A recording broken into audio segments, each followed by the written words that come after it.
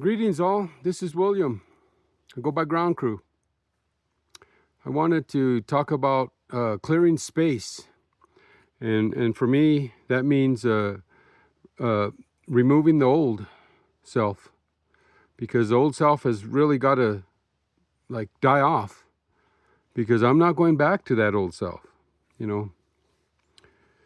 My third eye is open. I can see past the illusion. I would never go back and do the things I ever did, or even be with some of the people I was with, even for pleasure, you know. It's just the vibe isn't there. It's just that old self is gone. I don't even. I'll talk to people, like say hi, hello, greetings, but I won't sit there and have a conversation if the frequency isn't good. I'll just walk away. You know, why bother? So, because I'm not going to allow that what this coven did. You know, I had enough. You know, and now that I stepped up and exposed them, they're crying like little toddlers. So, because the satanic community is all on a bunch of lies. It's an illusion. They operate out with a satanic organized crime ring. So at some point, I'm still dealing with it because these idiots are still trying to do their stuff. They're still trying to frame me.